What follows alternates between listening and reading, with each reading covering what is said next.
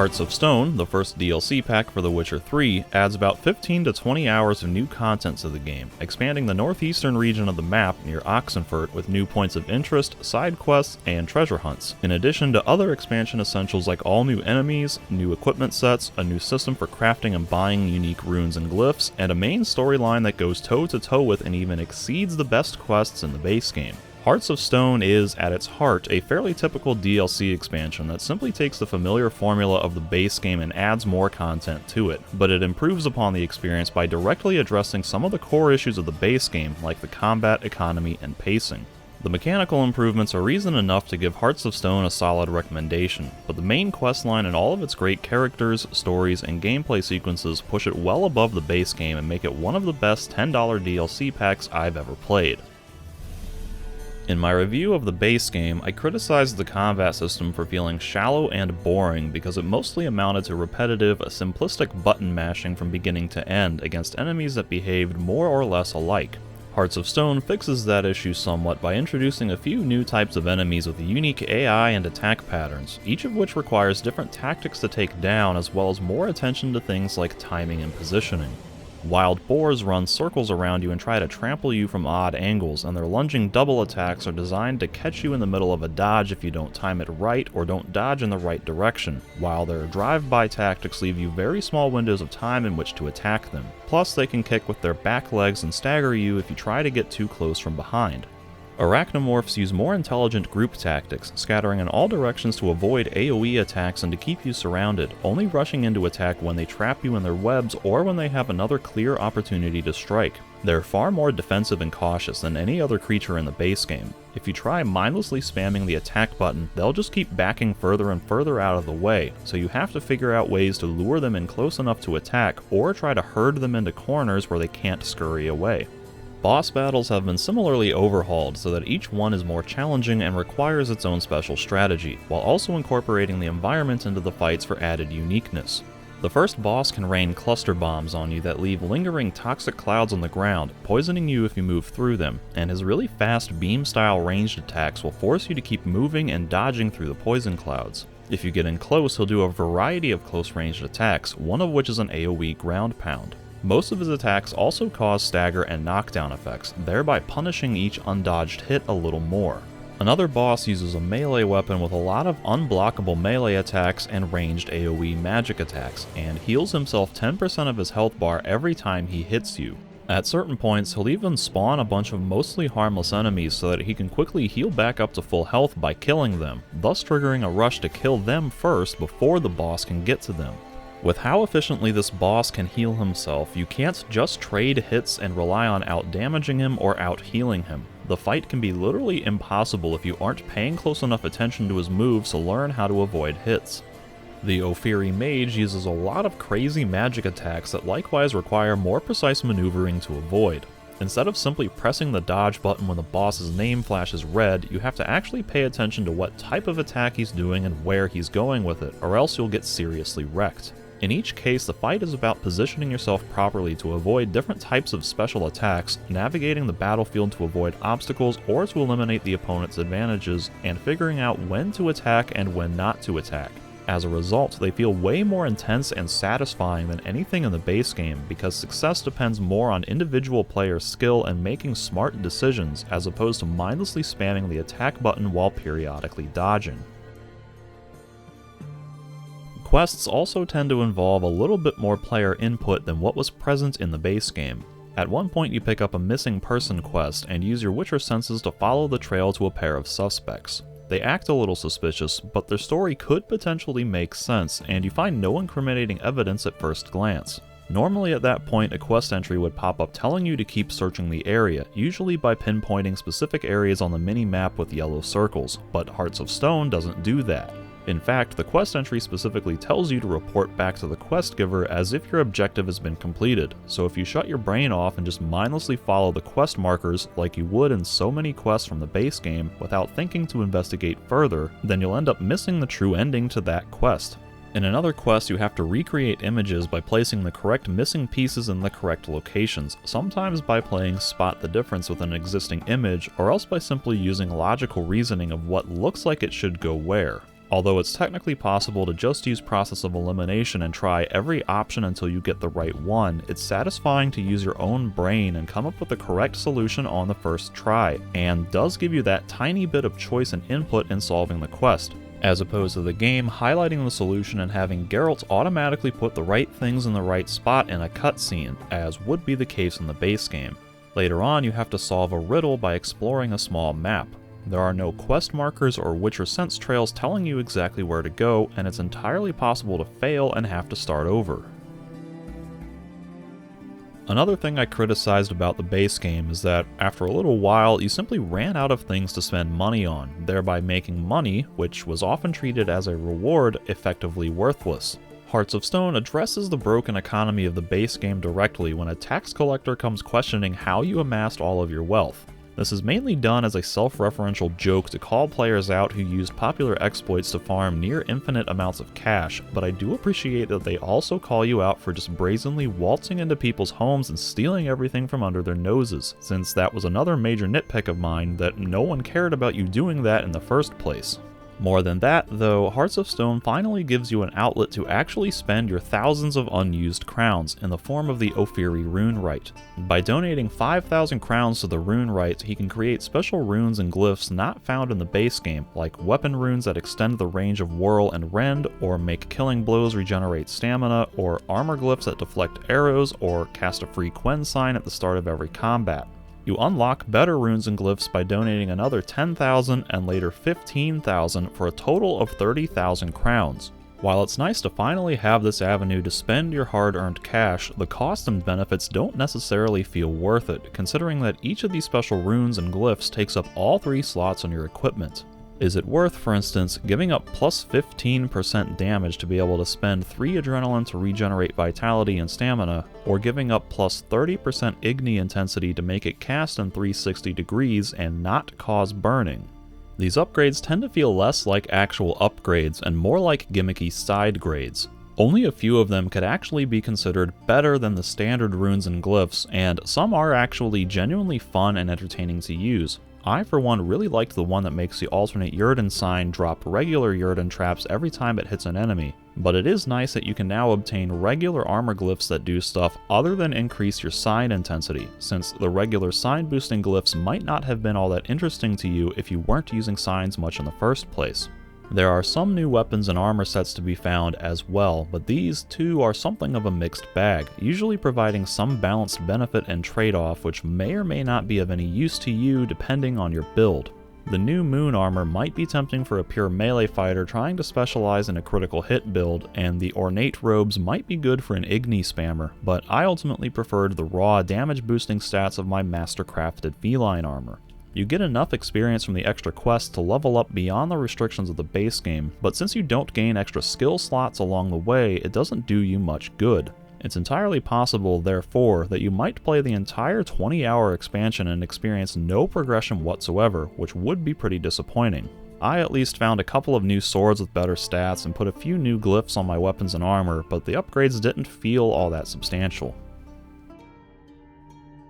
One more major issue I had with the base game, which the expansion addresses, is that the pacing of both the main story and various side quests suffered by virtue of the world being so big with so much pointless stuff to do that you often got pulled away from what you were doing to go focus on something else completely unrelated.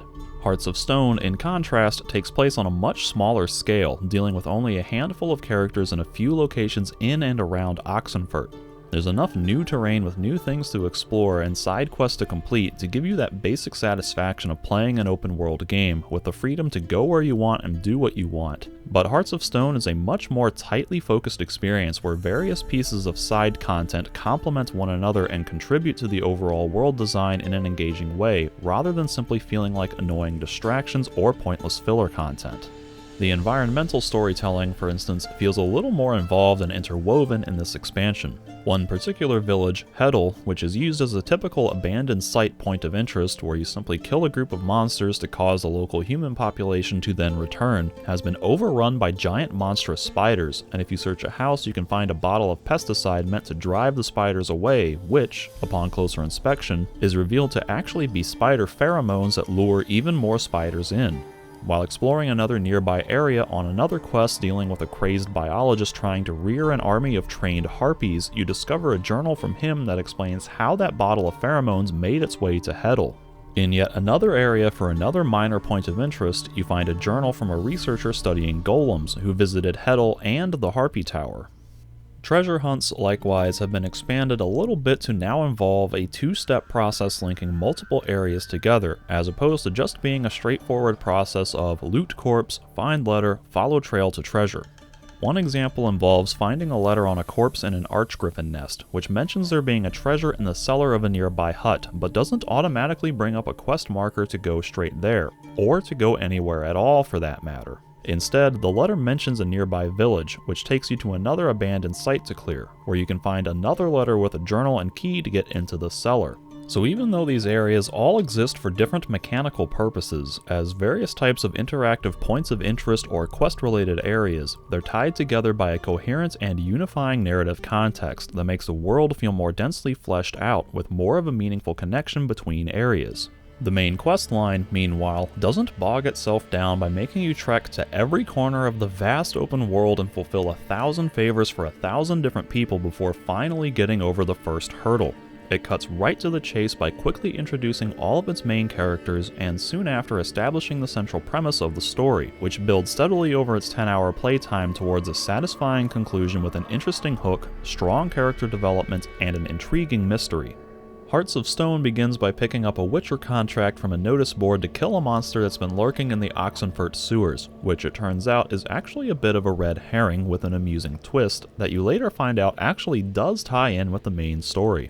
The actual story centers around a man named Olgierd von Everec, leader of a group of bandit mercenaries all descended from Redanian nobility, who made a deal with the devil to reclaim his family's fortune, win back the love of his life, and live like there's no tomorrow. Per the deal, the devil would only get Olgierd's soul after 3 more of Olgierd's wishes are fulfilled by a third party and when they both stand willingly on the moon. The devil interprets live like there's no tomorrow to mean immortality and gives Olgierd a heart of stone, which makes him immortal and, as a side effect, slowly saps him of his passion and emotion. After the devil intervenes to save your life, following the conclusion of the monster contract in the sewer, he sends you to repay your debt by fulfilling Olgierd's remaining 3 wishes, which is how you spend the rest of your time in the DLC. The main story is the real selling point of this DLC, but unfortunately I can't really talk about it without spoiling everything, so the somewhat generic but spoiler-free review of the main story is that it has good tension, an effective villain, interesting characters, engaging pacing, unique atmospheres, strong emotional tones, and quests that are radically distinct from what's on offer in the base game. I'll get into the specific details further in this review, so for those of you who want to avoid spoilers, here's my conclusion a little early. Hearts of Stone doesn't do anything all that new or groundbreaking with the core gameplay formula of The Witcher 3, but it refines many of its rougher elements while greatly trimming down the excess fat and focusing more on the base game's true strengths, that being its stories and characters. It doesn't do anything as grandiose or elaborate as Blood and Wine, which came afterwards, seeing as we only get but a small new area to explore with just a few new enemies and equipment pieces, and there aren't any new skills to learn to further enhance the leveling system. But it's just such a solid, well-rounded experience that I feel is among the best that The Witcher 3 has to offer.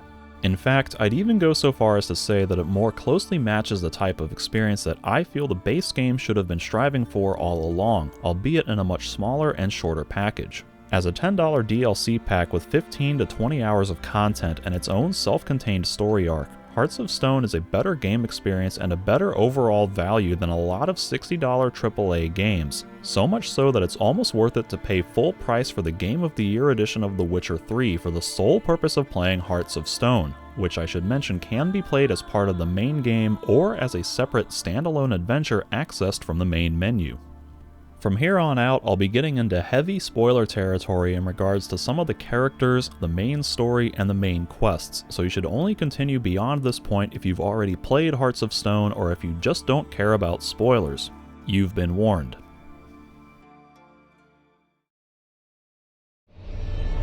Greetings, Geralt. Remember me? Let's start with Gaunter O'Dim.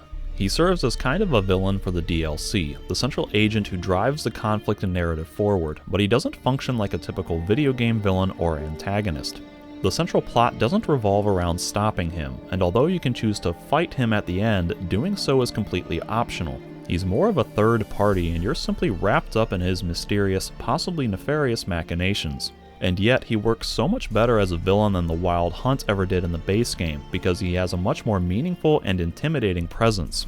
Whereas the Wild Hunt was this theoretical threat that you almost never got to see or interact with, Gaunter O'Dim shows up frequently throughout the main story and teases you with progressive hints of how powerful and evil he really is, and thus how dangerous it would be to cross him.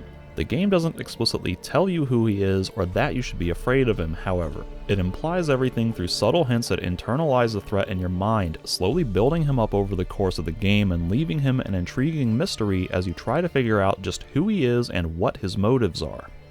It begins with staging and camera angles. Most of the time, shots are framed so that he starts the scene above you with the camera looking up at him, which ominously implies dominance and power. His body language conveys honesty and transparency, with his magnanimous gesturing and his main posture that frequently has him standing with his hands openly together in front of himself. But you just know that he's not telling you the full truth about things, which makes his outward appearance feel like he's deliberately trying to hide something potentially more sinister, thus giving him an uncanny, dissonant sort of impression. Do you really wish to know? Yes. No, Geralt. You don't. This one time I shall spare you, and not grant your wish. His powers appear in limited fashion to begin with, simply appearing and disappearing at will and summoning a great storm to wreck the ship on which you're being held prisoner, and thus saving you from execution, but progressively expand in more malevolent ways where he enacts evil impulses just because he can.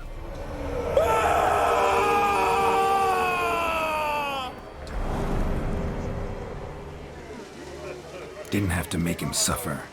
Of course I needn't have. But I could. While subtle lines of dialogue made by other characters after he exits a scene cue you into his true identity. What the devil? Why is there a fly in my suit? Who you gabbing with? With no one. Never liked boats. Not one bit. They heave like devils. Make me stomach churn. While wandering about, you sometimes encounter groups of children happily singing a nursery rhyme whose lyrics seem to mirror that of O'Dim offering deals and granting people their wishes, with the final stanza sinisterly suggesting that snare you in bonds, I glow in a fire, to gore and torment you till the stars expire. After saving your life, he arranges for you to meet him at a crossroads at midnight, which is a popular trait in folk legends for dealing with the devil. Gaunter O'Dim is essentially this world's version of the devil, or some similar analogous being, and the central plot is about dealing with the devil and being careful what you wish for. It's a completely familiar tale, but its execution in Hearts of Stone is fresh and interesting, largely because of the acting and portrayal of O'Dim and Olgierd, but also because the three main quests offer unique experiences tonally distinct from the likes of what you encounter in the base game or other games in general in some cases. In your efforts to fulfill Olgierd's 3 wishes, you end up attending a wedding reception while possessed by the ghost of a debaucherous hooligan, going on a heist mission to rob a locked and booby-trapped vault of its contents, and reliving the memories of a deceased woman by entering a world held within her paintings. Besides that, you also get to do battle with a giant fairy tale toad prince, go to hell to wage wits with the devil himself, and romance Shani, who's back from The Witcher 1. My kind of tune. Let's do some dancing. The wedding reception, where you spend the bulk of your time with Shani, is great because we get to see Geralt break out from his usual stoicism to enjoy life as a party animal, albeit as the physical embodiment of a ghost possessing him. Vladimir, the ghost, is a pure delight to control, with his revelry and whimsical attitude serving as an amusing foil for Geralt, particularly whenever he steps out of Geralt's body to engage in one-on-one conversation. This is very romantic. Fuck off. Mostly, though, this premise allows for a lot of amusing out-of-character moments where we see Geralt acting like a cocksure goofball, and where it's easy to feel justified in picking ridiculous, outlandish dialogue options or doing things Geralt would never do, just for the fun of it, because you're not choosing for Geralt, but for Vladimir. Much like attending the masquerade ball with Triss, the wedding gives you a chance to do something other than be a rough and tough witcher killing monsters and solving other people's problems, except this time it gives you interactive things to do besides just walking around listening to conversations. You can drink with assorted people, play Gwent, and make an ass out of yourself in the process. Those ears. You look, interesting. Wrangle pigs, flirt with wedding guests, get in a disorderly brawl, dance to live music, find the missing fire breather and lost dog, and go diving for Shani's boot in some sort of traditional lovers game. They're playing Slip In for a Slipper. Never heard of it? Never. It's like they compiled a list of gameplay mechanics for what all you can actually do in the game and came up with some kind of unique contextual scenario for each of those mechanics. The only things they really missed was having you ride a horse for some reason or using the crossbow shooting mechanics for something, which incidentally do show up in other quests. I guess they also forgot the fist fighting minigame since the brawl uses normal melee combat mechanics, but that's a welcome omission as far as I'm concerned. As such, none of the actual gameplay involved in any of this is all that sophisticated, but it's fun to see it applied to such a whimsical situation like this, and it goes a long way in making you feel like you're actually taking part in the celebration as opposed to simply being there as a pure spectator. It was just such a joy to be there, with so many fun scenarios and interactions between Geralt, Vladimir, Shani, and the other guests that I had a huge smile plastered on my face almost the entire time, and I felt something of bittersweet emptiness once I realized it was all over. I probably felt more emotion during this one quest than I did at any moment in the entire base game, even the big ones that were obviously intended to be the more dramatic ones. What really makes the wedding such a magically fun time, though, is all of the great character interactions with Shani. I have a fondness for Shani given my appreciation for the first game, and the fact that she played a pretty major role in that game, both as a primary romance option and in the main story with Alvin, so it might just be personal preference talking, but I feel like her romance here is actually executed better than either Yen or Triss in the base game.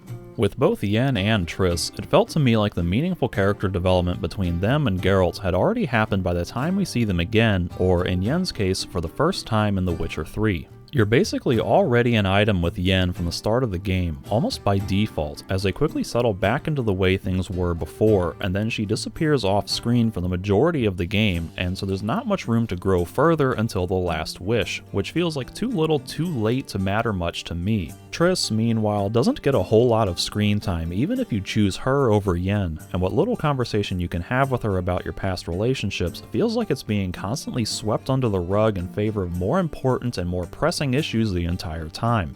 Despite having had so much involvement with Triss throughout both of the first games, and Geralt supposedly having a deep love and affection for Yen based on an even longer connection, I never really cared for either one of them in The Witcher 3. With Shani, it feels like there's more total build-up and character development in general, but it also plays out in a more focused and concise time frame, which makes it all much more poignant to me. There's the usual reintroductory phase of platonic friendship, where she and Geralt haven't seen each other in a long time and are starting to catch up again, but realize that deep down there used to be some sort of romantic connection there, unsure if those feelings are still there or worth pursuing again, which sets up the entire rest of the DLC where they're towing the line and trying to act appropriately around each other while figuring out how they actually feel and trying to suss out how the other feels.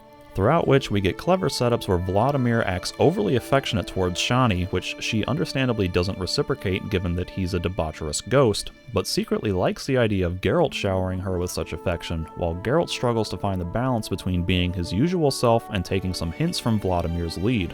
I can't make him do anything. All that nonsense is his. I feel like an ass saying it. I liked some of that nonsense. What, for example? What I mean is, it would be nice from time to time if you could sit back and enjoy life, instead of going around solving everyone's problems. But what does... I don't understand. Do you feel anything? Have any control? I feel everything. Don't have any control over what I do or say, though. Why do you ask? Because I wonder what it would have been like to dance with you. Just... Well, I probably wouldn't have forced myself on you. I don't know if I should thank you or if that should make me... angry? But don't get me wrong. I've thought about doing just that a few times, but... But what? But I'm not going to talk about it with him here. We can discuss it once he's gone. I'll hold you to that.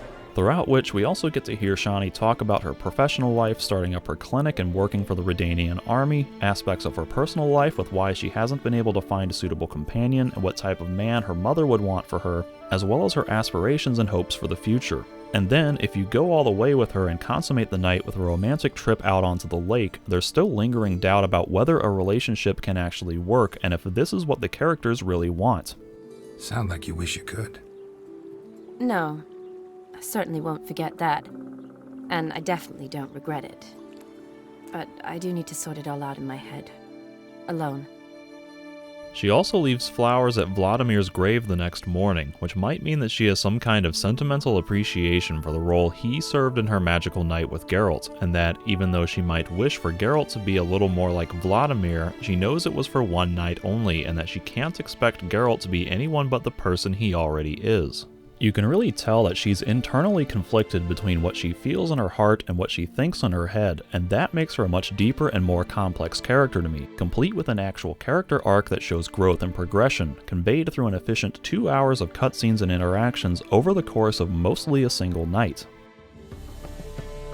I'm not sure they handled her as well as they could have in Hearts of Stone, however. For anyone who's not played the first game or read the books, I can see her romance feeling somewhat rushed or a little awkward, because so much of it is based on a past relationship you may have never actually seen or been a part of. If you don't already feel that connection with her when you first run into her in the sewers, then she's essentially just a stranger who kind of comes out of nowhere, with whom you're basically forced into a bunch of romantically suggestive situations, with seemingly everyone egging you on to slay the fire-breathing dragon in her pants. And what's that mean? I mean, the game is constantly telling the player that they should be interested in getting you, Shani, to help Geralt polish his cockatrice trophy, if you catch my drift.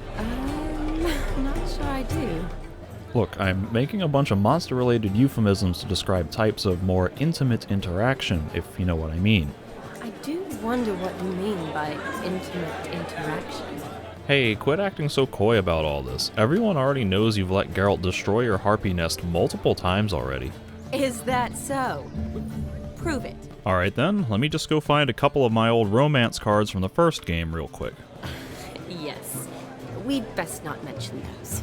Right, so will you please stop interrupting me and let me get on with my review? Fine. I'll stay out of your way. Thank you. Anyway, like I was saying, I can see some people being annoyed, feeling like they're being pushed into a romance for which they might not have any interest. She cares for you. You have feelings for her. Don't overthink it. Surrender to spontaneous honesty. Nothing more beautiful in human relationships. After all, that's kind of how I felt about Yen in the base game, and it's a similar situation here, except maybe even more extreme with Shani. A lot of the dialogue options imply feelings Geralt has or had for her, even if that's not what you were intending, and if you so much as even start the follow-up quest with Shani as the reception starts winding down, then Geralt just basically takes over and starts romancing her all on his own, with no clear or direct way to say that you're not interested in her in that sort of way, or that you're already committed to someone else, at least not until the very end. On the flip side, if you're a big fan of Shani and were looking forward to romancing her again, then you may find yourself disappointed that the game treats her romance as nothing more than a one-night fling, no matter what. To be fair, it makes sense that way. Their lives and interests are just too divergent to really be compatible long-term, but as a player, I find her the most desirable romance option, so it's a little disheartening that they just completely shut the door on any future relationship, especially when it turns out that Geralt is willing to settle down and retire at the end of Blood and Wine anyway. That still doesn't mean Shani would be willing to go that route herself, but it would have been nice to leave the door at least partially open for that possibility. Plus, her voice acting seems to waver between accents, where she sounds American most of the time but randomly drifts into British for odd words and phrases, which can be really distracting and confusing if you notice those things. Oh, Geralt. Geralt. Of course I play. What else is there to do come evening when one's amongst soldiers? We tried once, and you know how that worked out. Lovely plans, but I fear they're impossible to realize in just one evening. Ah, so generous. And clever. Necromancy. It's extraordinarily risky and involves higher magic. An entire lifetime, more like. The heist mission, unfortunately, isn't as much fun. It plays out like a typical heist movie, with you assembling a crew of experts, each of whom has some sort of special skill that will serve a specific purpose in the heist, which then leads to drawing up a plan of action, setting up the preparations, improvising when things go wrong, and dealing with potential double crosses, dropouts, and betrayals along the way.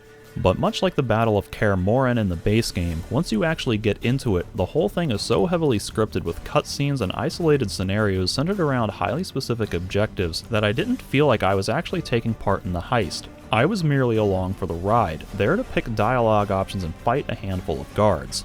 You'd think, for instance, that there would be tense and exciting gameplay in planning a route through the city to dodge guard patrols and finding a way to break into the manor, using your Witcher senses to detect guards and traps, perhaps with multiple routes that would each have their own unique advantages and disadvantages. But this entire infiltration process happens entirely in a cutscene where all you can do is sit and watch. The hostage negotiation scene is fairly tense, I guess, with you having to pick the right dialogue options under a time limit to keep the guards at bay, and there's a pretty big decision at the end about whether to turn against your employer. But I didn't really want to be there in the first place, and felt no personal attachment to either of the Borsodi brothers, so the major decisions at the end felt mostly inconsequential to me.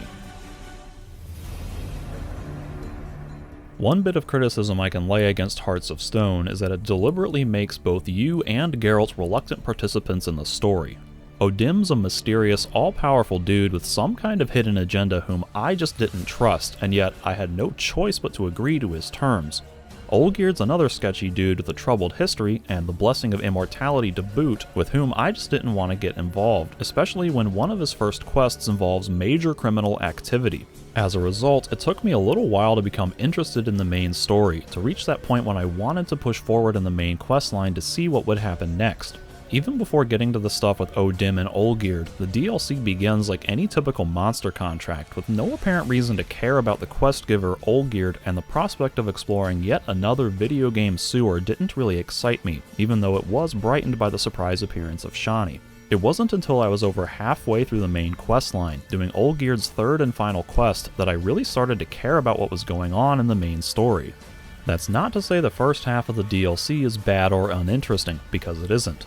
The quests themselves are engaging, except for the heist, which I just generally didn't care for, and the characters are particularly riveting, but the early goings merely set down the edges of a puzzle that you're slowly building over the course of the main story. You get hints of what's going on here and there, but you don't have enough pieces of the puzzle until the second half, and so the picture doesn't really start to reveal itself until you get into Olgierd's third and final quest, Scenes from a Marriage. Whereas Olgierd's first two quests have the distinct tones of romantic comedy and crime thriller, his third quest is that of surreal horror as you investigate a haunted mansion. Your goal there is to retrieve a memento he left his wife when they separated years ago. You patrol the grounds encountering ghosts and battling demonic beings that Olgierd created to maintain the mansion, and eventually discover that his wife, Iris, died of heartbreak a long time ago. Through some strange magic, you end up going into her paintings where her soul has basically been trapped, still unwilling or unable to move on from Olgierd following her death, wherein you recreate scenes from her memories and battle ghostly monsters that continue to haunt her after death. Through this process of recreating her memories and witnessing how her dreams have become twisted by nightmares as a result of the pain and sadness inflicted on her in life, you learn about her troubled history with Olgierd and the struggles they had to overcome just to wed in the first place, and how his deal with Odim, unbeknownst to her, subtly changed him and ruined their lives as his passion slowly left him. It's a touching, tragic sequence filled with utterly unique visuals and some of the best boss fights from the entire game, and had me completely engrossed from beginning to end.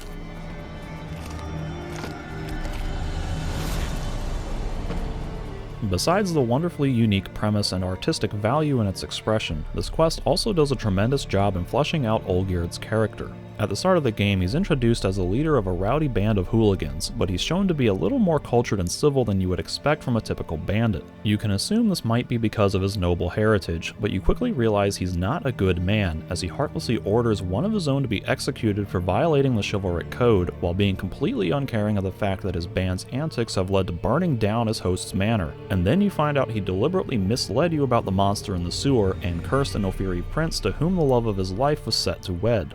Other details progressively suggest that Olgierd has a darker past than he lets on, but during his third quest you learn more about who he was before his encounter with Gaunter Odim and what led Olgierd to seeking out Odim's assistance in the first place. It turns out Olgierd wasn't always a heartless bastard, and he isn't entirely a bad person. He's flawed, of course, but most of his current situation stems from a series of bad luck and unfortunate events spiraling out of his control, which eventually leads him to Gaunter O'Dim in a desperate plea to save his relationship with his true love, Iris. This story is told largely from Iris's perspective, via her memories in the Painted World, where you get to witness select scenes from her memory, with narrative gaps filled in by the dog and cat, who are created by Olgierd through dark sorceries to provide Iris with something to love and comfort in his stead, while his heart slowly withered to stone. Throughout all of this, we see the cumulative toll that Olgierd's decisions and the consequences for his actions have taken on Iris, as Olgierd's wishes were ultimately perverted by O'Dim's nefarious machinations.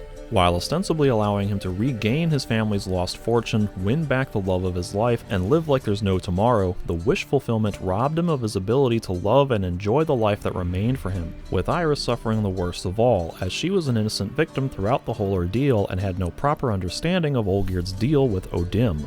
We could argue over whether or not Olgierd deserved the fate he brought upon himself by dealing with the devil, but the whole premise is made genuinely tragic and heartbreaking because Iris certainly didn't deserve the effect it had on her.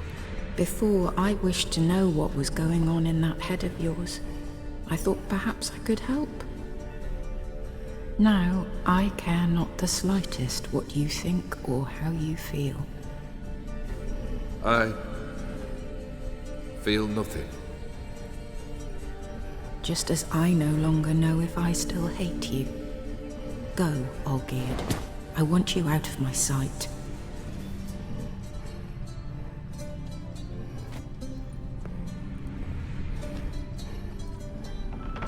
Olgierd von Everec failed to understand we'd never be able to replace him.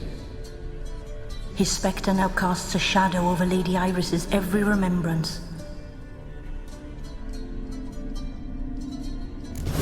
At our journey's end. What's there? Iris von Everec's greatest fear.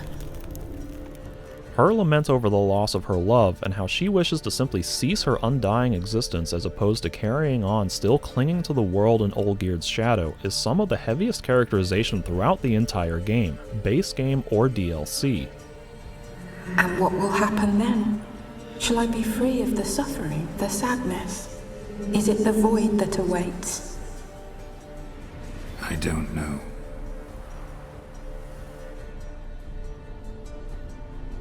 I don't wish to suffer any longer, but I fear there will be cold and darkness until there is nothing at all.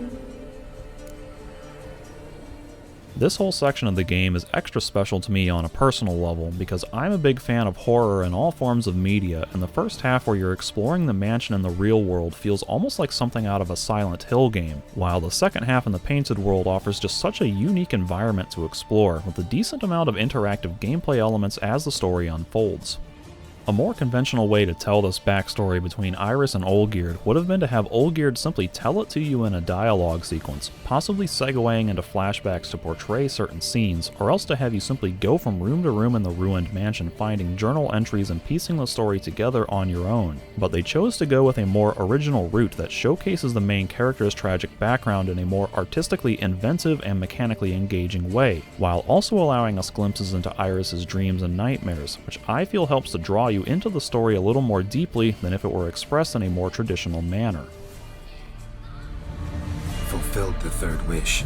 Having fulfilled all of Olgierd's wishes, 3 things meant to be impossible so that he'd never have to complete his contract and surrender his soul to O'Dim, the final step is to get the two to meet on the moon, which you accomplish by meeting at a temple with the crescent moon emblazoned on its floor. O'Dim comes to collect Olgierd's soul, who realizes he's been tricked and outwitted by the devil. What? No. We had a pact. The moon is there. There! Not here. I gave you what you wished for. Here, on the moon, our contract you fulfilled. Awesome.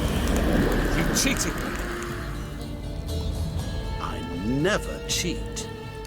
At that point, you have the option to intervene and try to save Olgierd by besting O'Dim in a game of riddles. That is, if you followed up with Shani and visited the professor in Oxenfurt to know how, or stay out of it and consider your debt to O'Dim repaid. And that was probably the toughest timed decision I had to make in 154 hours of playing The Witcher 3. On the one hand, I'd grown to sympathize with Olgierd, who'd been manipulated by the devil and tricked into something he didn't want, all for trying to overcome a difficult situation that was largely beyond his control. And what I'd learned about Odin, basically that he's pure evil, made me feel like I should stop this evil from happening. On the other hand, perhaps Olgierd got what he deserved and should have known what to expect when dealing with the devil, and perhaps I shouldn't risk my soul trying to save someone I just met from a fate possibly worse than eternal damnation. In the end, I resigned myself to doing nothing, reasoning to myself that it was best not to make an enemy of possibly the most powerful being in existence and turn down all offers of reward, wanting to ensure I had no more possible ties to Odin. He thanked me and walked off screen, whistling and playfully tossing Olgierd's skull in the air, leading to the end title screen and then the credits.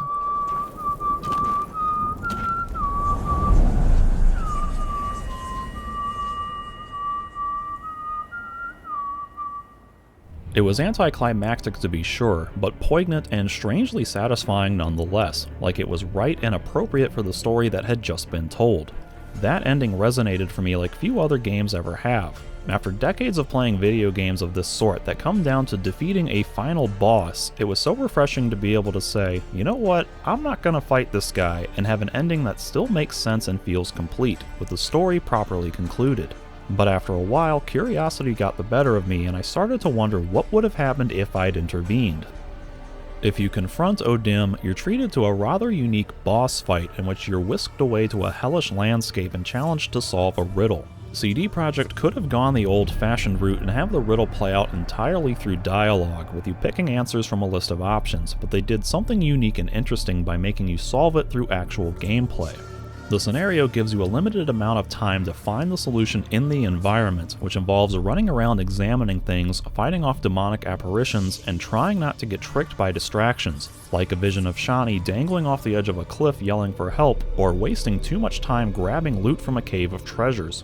Eventually you discover a mirror at the end of a long hallway and Odin collapses the floor underneath you, leading you down a false trail trying to chase down mirrors before he shatters them. In the end, you have to realize it's not the mirror itself, but the reflection, and so you have to find a way to create a reflection in the environment that Odin can't destroy, which is cleverly foreshadowed by the dog and cat in the painted world who tell you to seek salvation in glass that can't be broken. Glass that can't be broken? And by Shani pointing out the moon's reflection in the lake during your romantic getaway. Look, it's right there, in the middle of the lake. There's no dumb waypoint marker or Witcher sense trail telling you where to go or what to do. You have to explore and figure things out for yourself, and it's entirely possible that you might fail and have to try again, which makes the ending feel earned and thus more satisfying because it's something you accomplished more so on your own, as opposed to just following the dotted line and watching cutscenes while Geralt solves the riddle himself.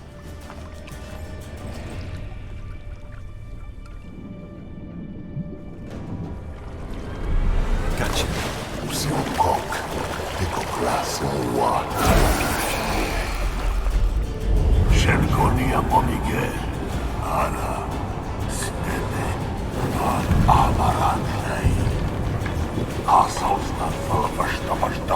Be gone.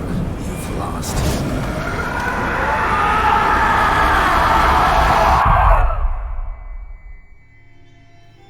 This ending felt just as satisfying as the other one. The boss battle was fun and exciting, and I loved that it served as a final boss that didn't involve me defeating the devil by hitting him enough times with my sword.